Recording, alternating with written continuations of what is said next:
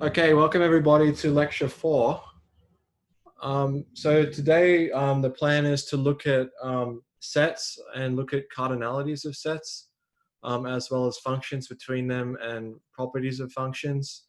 And this is going to be kind of a prelude to the metric space and metric space topology part of the course, which we'll see next lecture.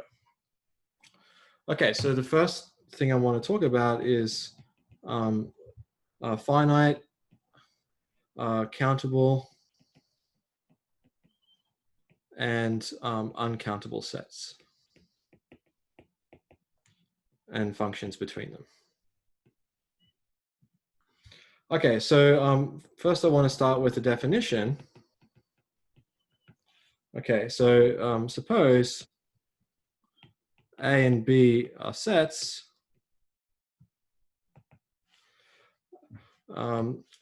and for each element in A, there is an associated element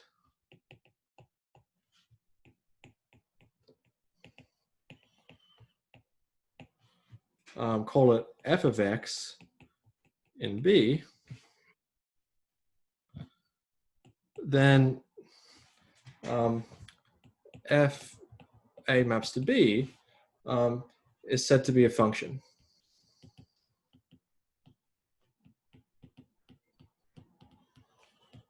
From A to B, okay, or a mapping. So you take an element of A, you plug it in, and it gives you an element of B. So a little bit more terminology is that the set A is called the domain of F, and the set B is called the range.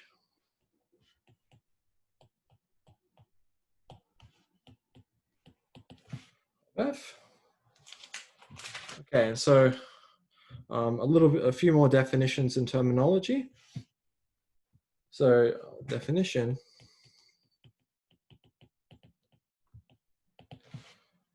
Okay. So again, the setting is the same. You take A, B sets and a function between them. Okay. So then if I take E to be a subset of A, then the set F of E, which belongs to B,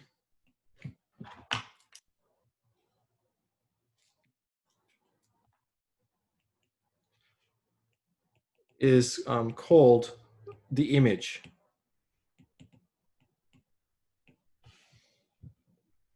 of E under F. Right, and so how's this set defined? It's just all the elements F of X such that X is an element of E. This.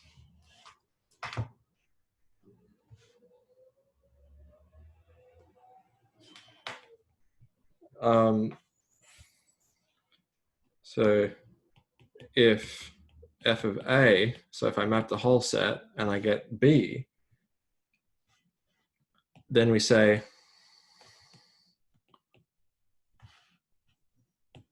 F maps A onto B, right?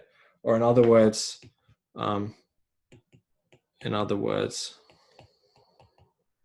F is surjective.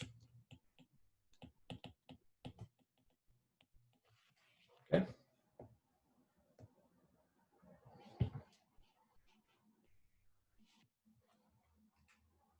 So then now if we take a subset of B, so then we can define the inverse image.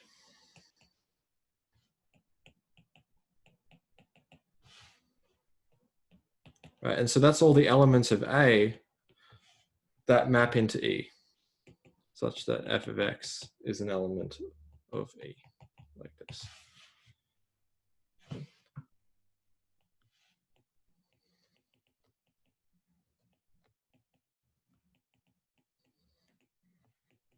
It's called the inverse image of E.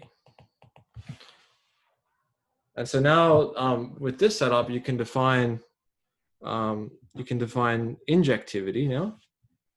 So if I take a single element, so if I take a single element in B, then, and I look at the inverse image of this element, right? So that's all the X in A, such that the function maps to this element. So I define this set. So if, and then if for each element in B, if its inverse image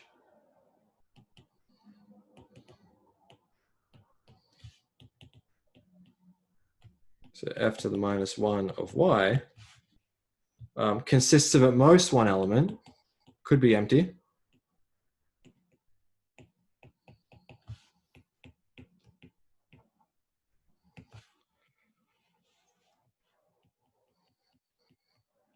then we call the map one-to-one or injective.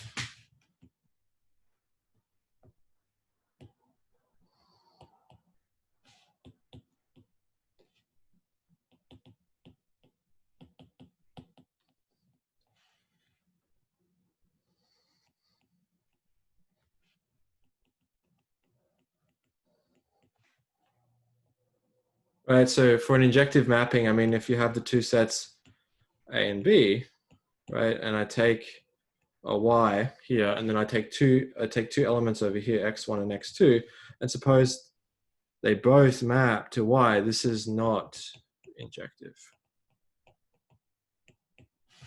Okay.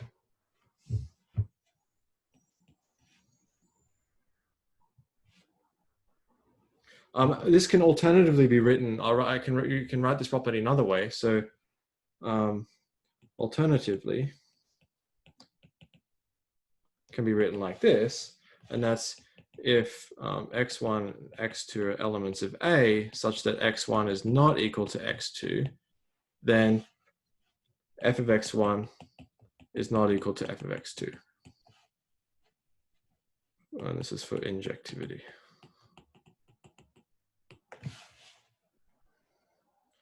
All right, so what happens when you put both of these two things together?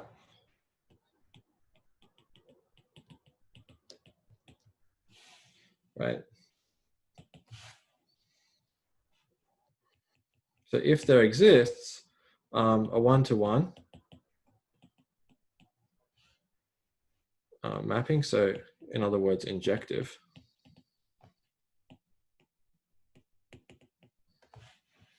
mapping of A onto B, so in other words, surjective,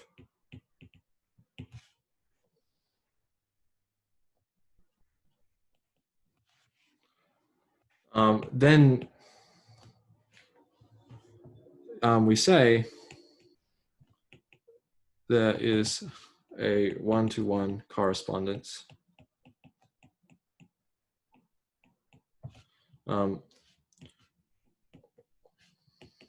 Or you can also say bijection.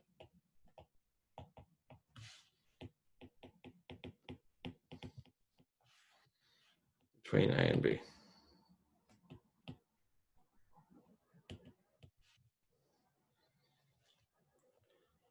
Can also say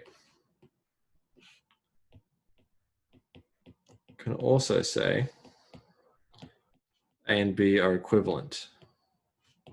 And so what do I mean by that?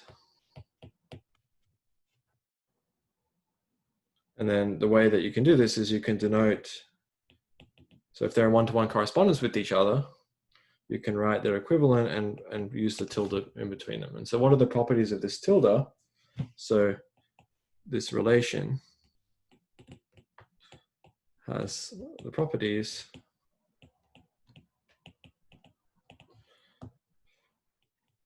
and so these are just the usual properties of an equivalence relation. So one is it's reflexive,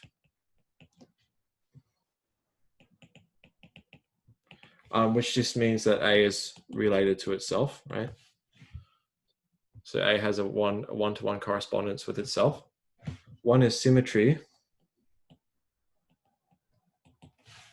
So that's if A is equivalent to B, then B is equivalent to A. And the last one is transitivity.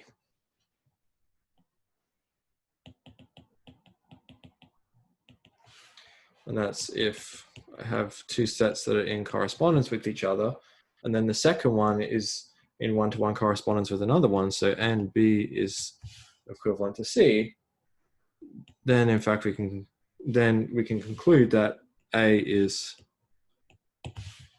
equivalent to C. So they're the three main properties called an equivalence relation. So are we saying that A and B are equivalent if there's any mapping that's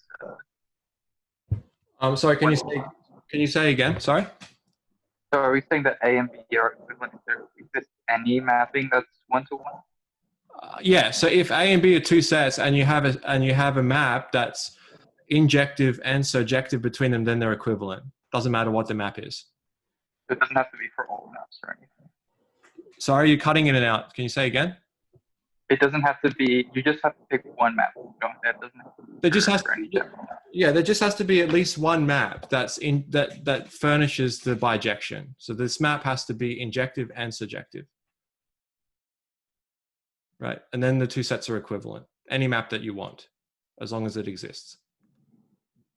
Along that same line, so Yep. it means that the equivalence relation is not tied to any particular map. So like in the transitivity, the function between A and C could be different than the ones used between A and B and B and C, right?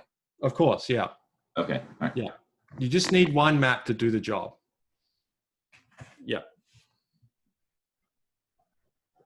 Okay, those are good questions. Okay. So another definition.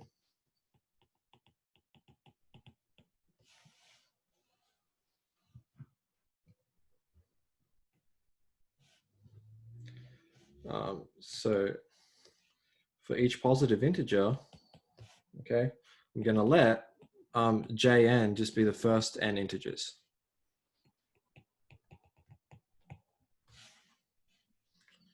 And then just to keep the notation with the book, I'm going to let J be the whole set of positive integers.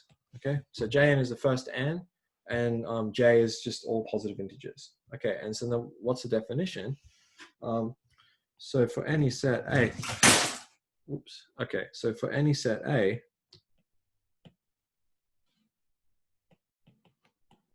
we can say the following, right? So A is finite if A is equivalent to Jn for some n. Here also we just make the small comment that the empty set is also considered finite. And this. So I'll call this 1, 2.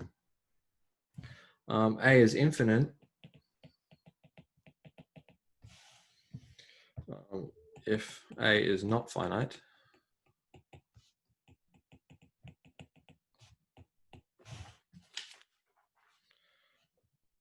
A is countable if A is equivalent to the positive integers. Okay.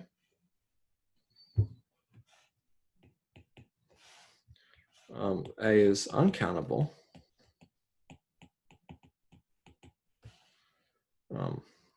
if A is neither finite nor countable. Okay. So the set A, yeah, it's uncountable. Yeah, if you can't find any equivalence with with the finite set or with the set of positive integers. And then lastly, A is at most countable if A finite or it's countable. So really the point of doing all this is to try and have a way to measure the size of sets, right? And so when measuring the size of sets, you have different notions of infinity, okay?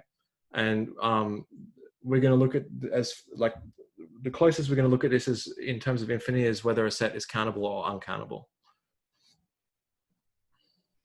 Okay, so let's have an example.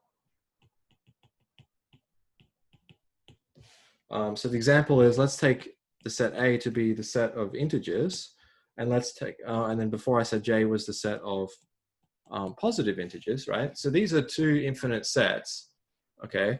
And actually the set Z plus, or J, sits inside Z, okay? It's a subset, it's a proper subset.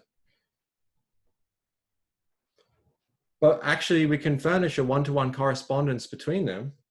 So, so consider the following. So if I just list the elements of A, right? So I'm going to start at 0, 1, -1, 2, -2, 3, -3, and so on, okay?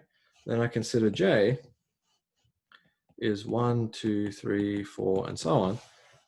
And then actually I have a bijection between these two sets, okay? So there's a one, so even though one is a subset of the other, there's a one-to-one correspondence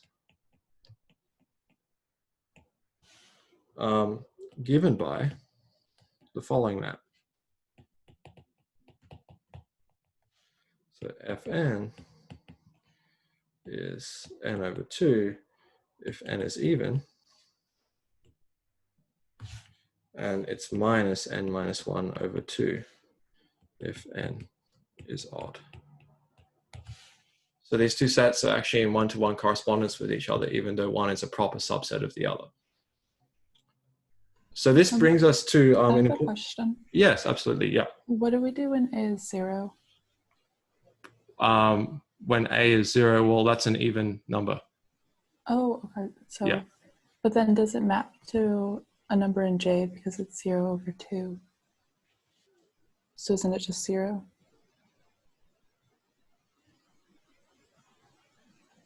Oh, maybe I was supposed to include 0 in. Maybe I was supposed to include 0 in the definition of Z plus. I'm not sure. Let me check. It's a mapping from J to A, right? Yeah.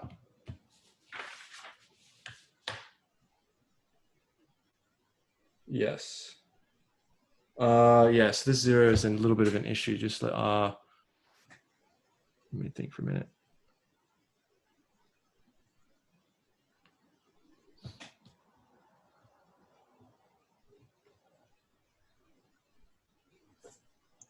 Wait, we're mapping from J to A, so the 0 is okay, right? So J is Z plus, right? So it's not okay because 0 is not in J. But when you take 1 and it's odd, it's a mapping from J to A, right? Yeah. So when n is 1, it's odd. Oh yes, sorry, yes. I've just listed, yes, correct. Sorry. Yeah, that's right. Yeah. So here I should really put J up the top and A down the bottom, okay? So it's a mapping from the positive integers to A, and so 1 is odd, and then 1 minus 1 over 2 is 0. Yeah. So it's fine. Does that make sense, Maya?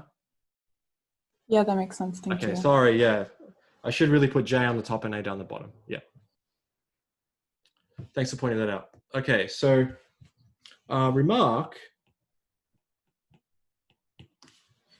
So we see that infinite sets actually kind of fundamentally behave differently than finite sets, because the first example, so the example I did above doesn't work for finite sets, okay? So a finite set can't be equivalent to one of its proper subsets.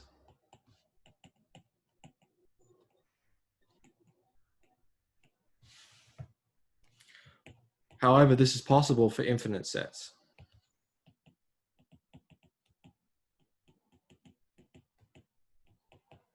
as we've seen in the example above. Okay. I mean, actually, you can use this second condition here about being equivalent to one of its proper subsets as a definition as an infinite set, but we're not going to go down that road. Okay, so this brings us to another definition.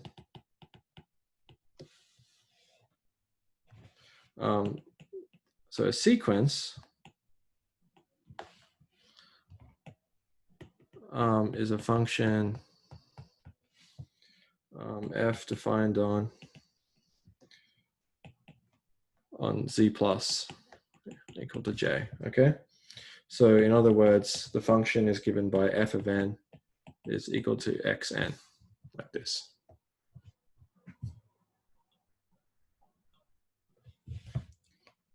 And so we can denote the sequence by the following. So denote sequence by xn, or you can list them out x1, x2, x3, so on.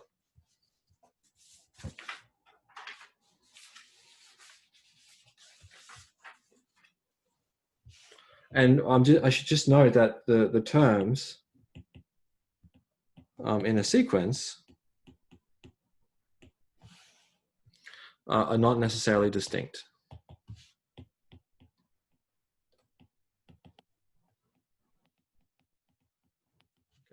Okay. So I'm allowed to have repeats.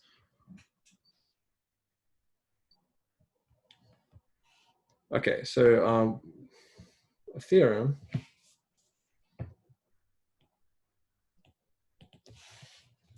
so every infinite subset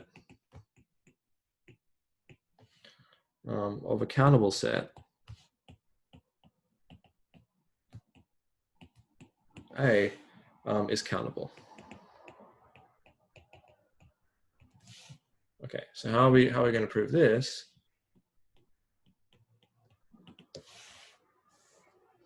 So we're going to take a subset of A and suppose it's infinite.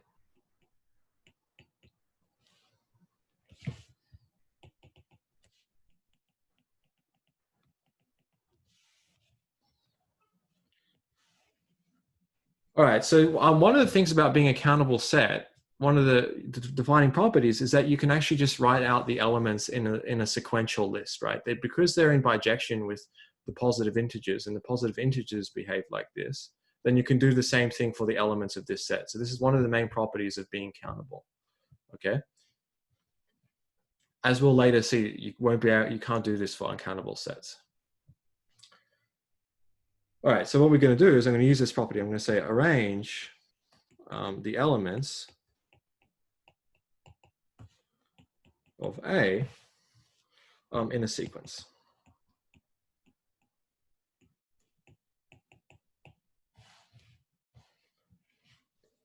And we're just going to, because it's a set, we just, we delete the repeats, right? Distinct elements.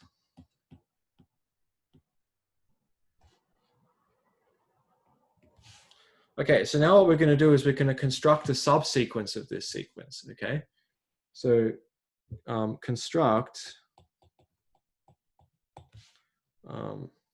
x n sub k as follows. Okay, so what we're going to do is we'll let n1 be the smallest positive integer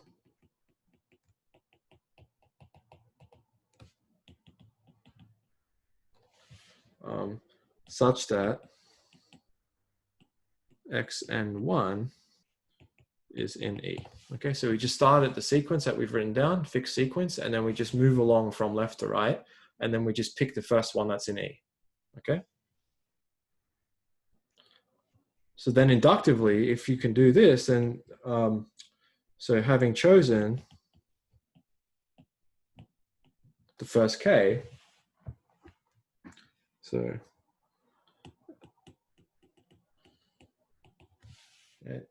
we're going to let nk be the smallest integer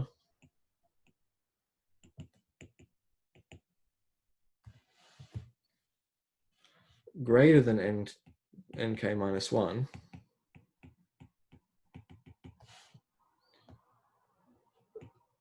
such that x to the nk sub k is in E.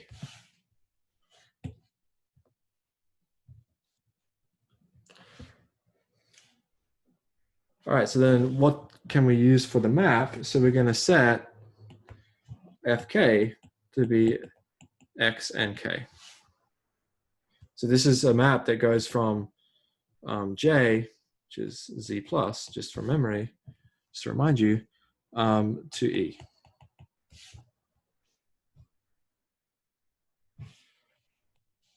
So there is a bijection or one-to-one correspondence between J and E.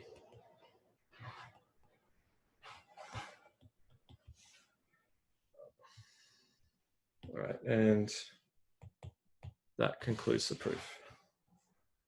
Are there any questions? Okay.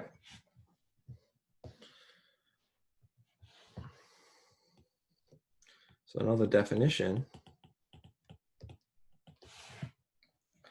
So I'm going to let A and omega be sets. And so this A, the A the way I'm going to use it, it can be also referred to as an indexing set. So called an indexing set. Okay. And suppose that for each element alpha in A, there is an associated subset.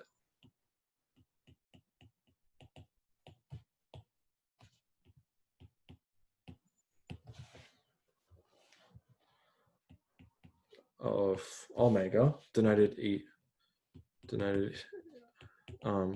sub alpha, right? So it's just a way of labeling a collection of subsets of a set by another set. Okay, that's all this definition is doing. Okay, and so this setup is useful because we can easily define unions of sets for arbitrary collections. So unions of set is defined as this. So I take the union of all the sets in the collection E alpha, and what does this mean? That means that X is in S if and only if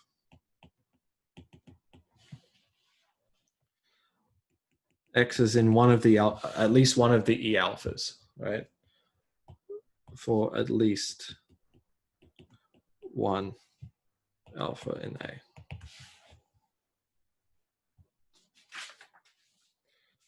So we can also define, so basically union is just put everything together if you have a collection.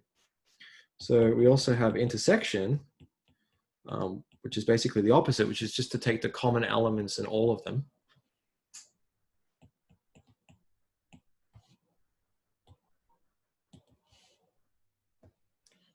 So P, let's define this to be the intersection of a family of sets.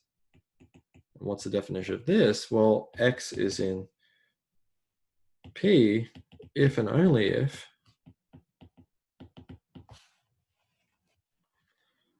X is an element of E alpha for every alpha in A. Okay. So in the intersection of sets, I want to take only elements that are in all of them.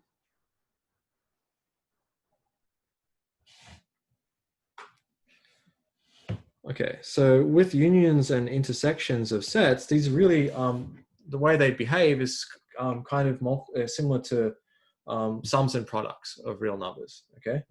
So properties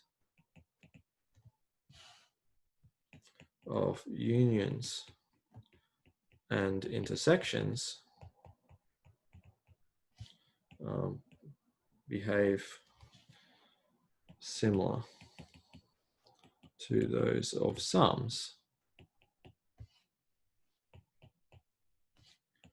and products. in the reals. Okay, and so what do I mean by that? Well, we have these operations are commutative. Okay, so A union B is the same as B union A. I mean, and similarly, A intersect B is equal to B intersect A. Another one is associativity. So A union B union C is equal to A if you take the union in the other order, and then analogously as well for intersections. So if I intersect A with B and then with C, it's the same as doing A intersect with B intersect C, like so. Okay, and then we also have distributive law, which is how they interact with each other. Okay, so A intersect a union is the same. It distributes over the bracket. So it's A union B, sorry, A intersect B union A intersect C, like so. So, I mean, you can, for real numbers, think of it like A multiplied by B plus C is the same as AB plus AC, like that. Like so. An exercise in set theory, which I'll just leave for you to do in your own time, is prove the distributive law.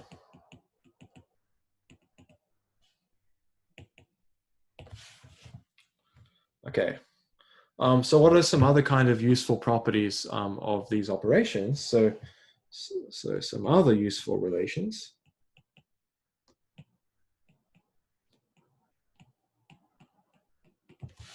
Okay, so one is if I have two, so here A, B sets.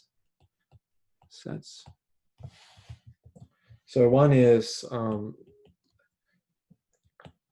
if I take A and then I just union it with another set, then obviously A is going to be contained in it. If I take A and I intersect it with another B, then it can't be larger than A.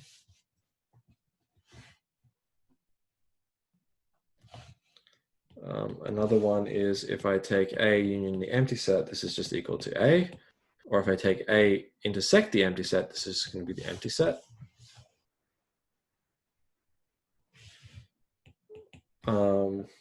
And then if I know a little bit more about the set, so if I know that A is contained in B, then A union B is going to be equal to B. This is going to be the larger set because I have containment. And then the intersection is just going to be the smaller one because I know this.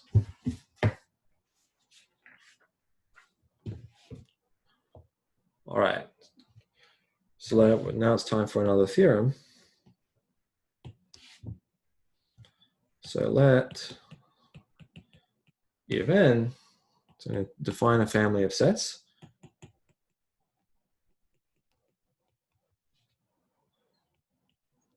And they're going to be countable sets, sequence of countable sets.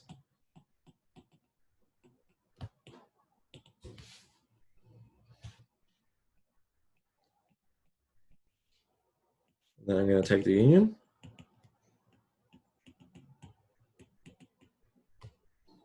And then the conclusion of the theorem is that the union is countable. So I want to point out here that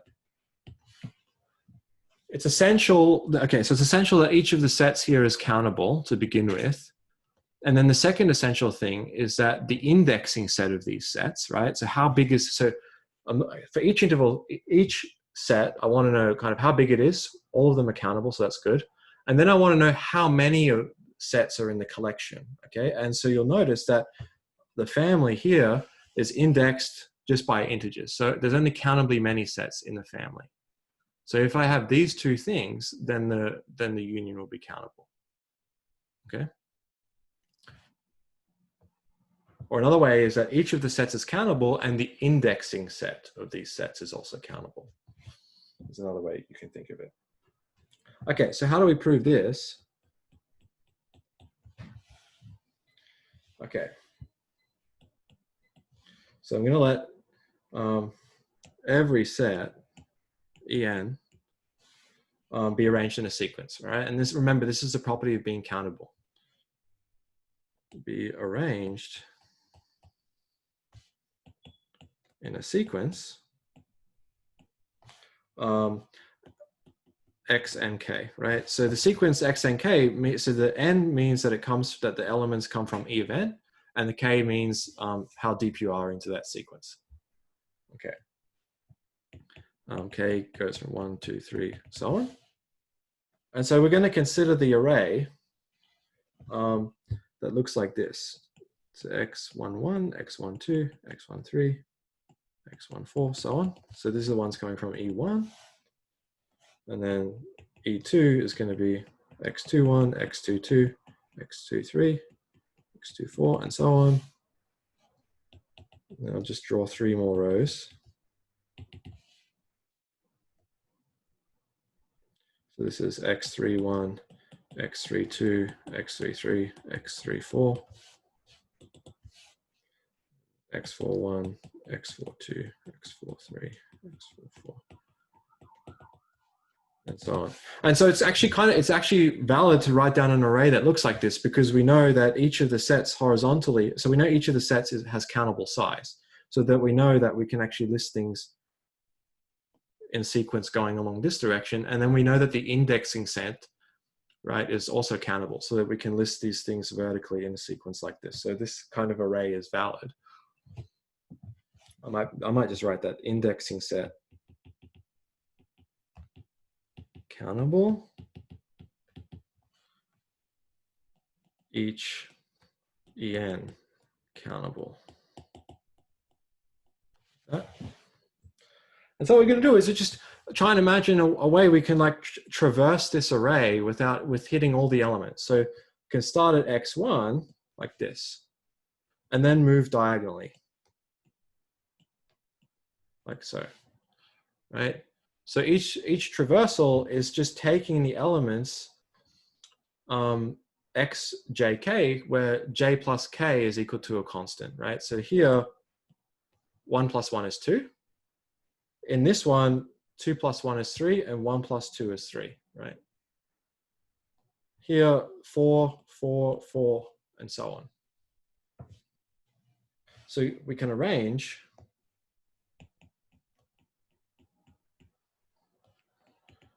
in a sequence, in a new sequence, x11, x21, x12. So the sum here is 2, sum here is 3, sum here is 3, and so on.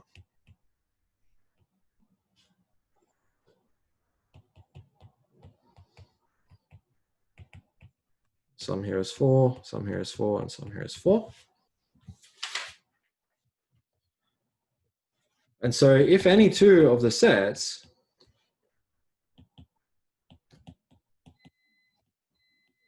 En, if they have a repeated element, so if have elements in common, so if I call this new sequence star, then these will appear more than once in star. So thus, there exists t inside the positive integers, right, which we called j before, such that s is equivalent to t, which was s was the union defined above.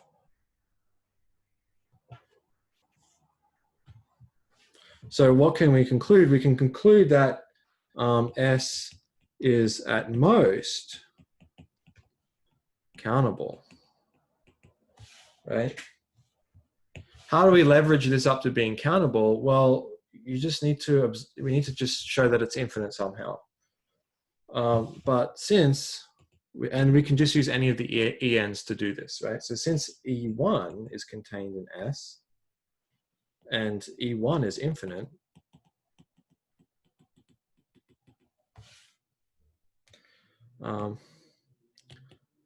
then S is infinite and countable.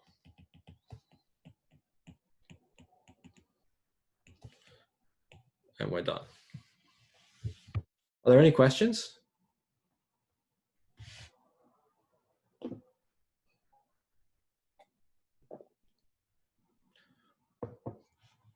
Okay, so we're going to get to something interesting about the real numbers in a few minutes, okay? Okay, so what's an immediate corollary I can draw from this? So suppose A is at most countable.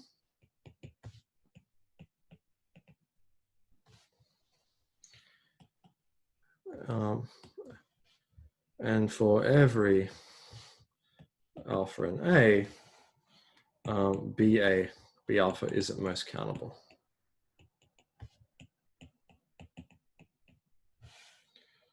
And then if we set T to be the union, like the last result,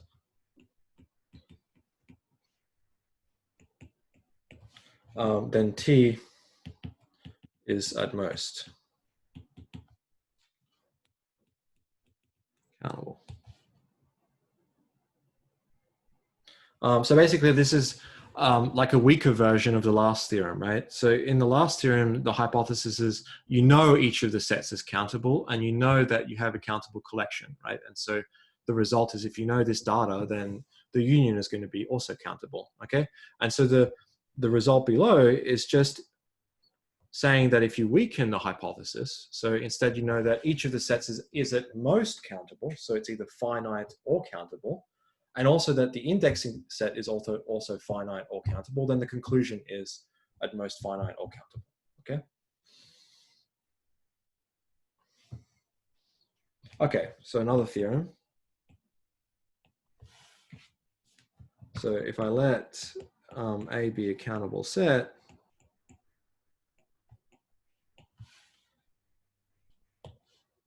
and Bn be the set of all n tuples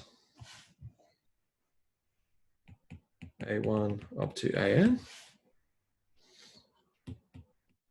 where each of them comes from A, each element comes from A, K, one from N, then Bn is countable.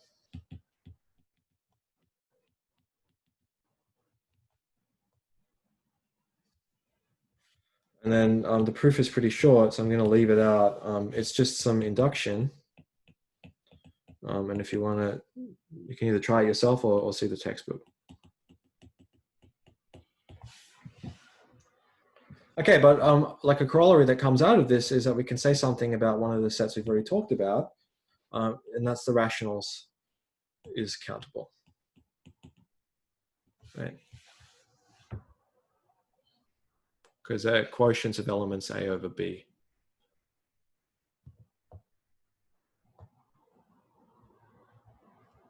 Okay, so here we're gonna, here's kind of we're gonna do the last thing I want to do for today, and we're gonna say something about R.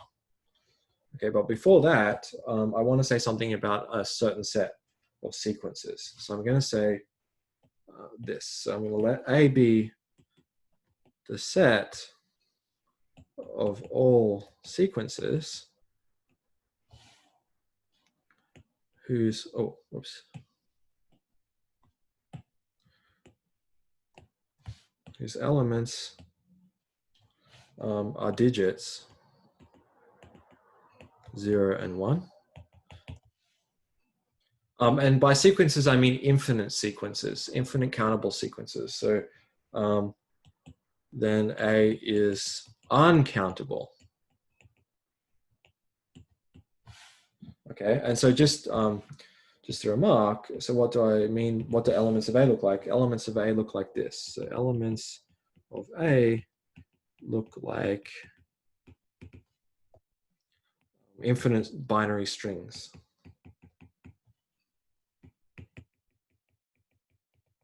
Going on, okay?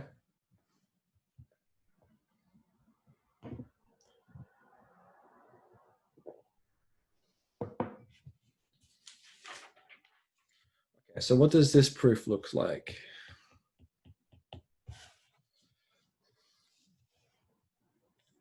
So the proof is going to go by along the following lines. If I take a countable subset of A, what we're going to try and show is that this set has to be a proper subset of A, okay? So I'm going to let E be a subset of A and be countable. And we need to show that the containment is proper. Okay. And so suppose the set consists of sequences. So you can call a sequence. So let's suppose that a generic sequence is called S, like this. So I can take a sequence of sequences. Okay, so suppose E consists of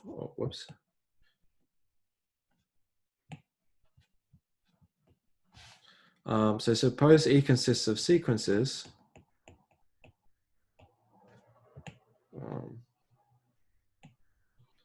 Okay. S1, S2, S3, right? And so each element here in this sequence is one of these sequences.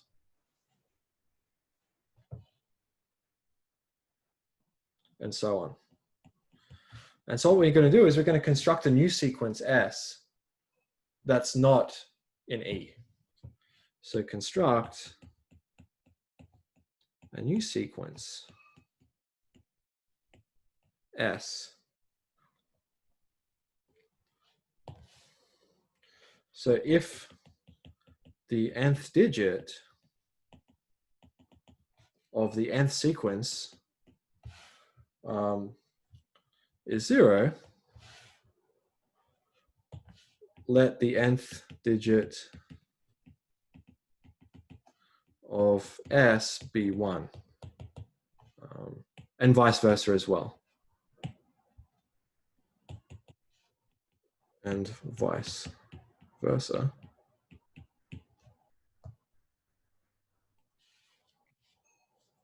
So this new sequence, so we have, it belongs to the set A. So if we have S in A, but it doesn't belong to E because it differs in at least one digit with each of the sequences here. Okay. So the conclusion is that every countable subset of A is proper. Right. So now we need to finish off. What's the contradiction going to be?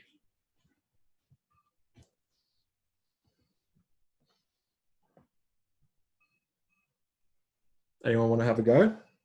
A subset A. Yeah, exactly. So if A were countable,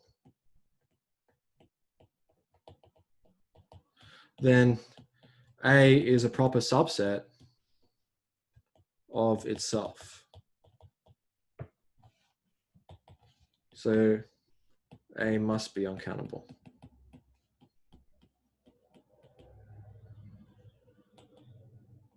So we're done.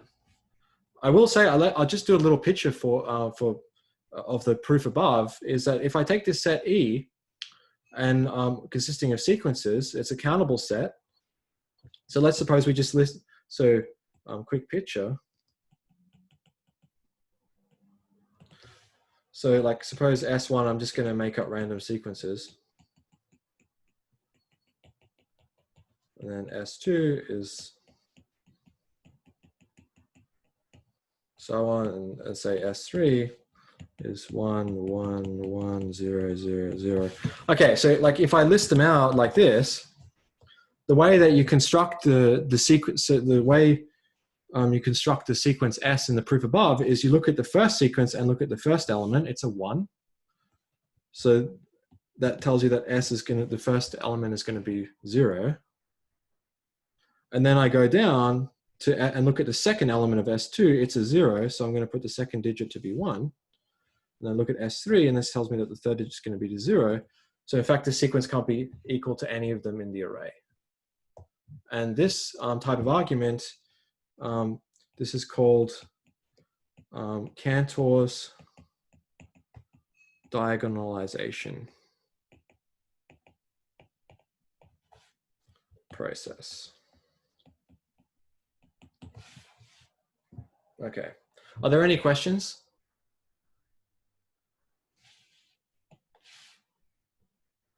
Okay, so I'm going to write down a corollary, which is going to be the main build up to this lecture, is that the real numbers is uncountable.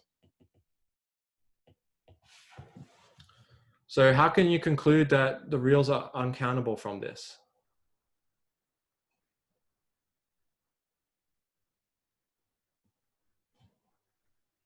Instead of having zeros and ones. Sorry, what did you say? Instead of having zeros and ones, could you just do digits 0 through 9? Yeah, you could do digits, or the other way is you can just think of the reals as in base 2 as well. So either one would work. So great. So why is it a corollary? Can do same argument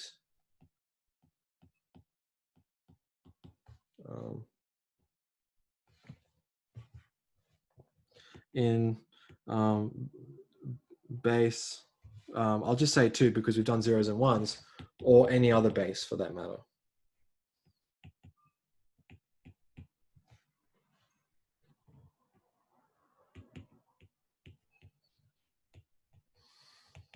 And so basically what this proves is that, like, if you take the real numbers and then you try to write them down in a sequence, it's impossible. Okay, so I think I might end there. Are there any questions?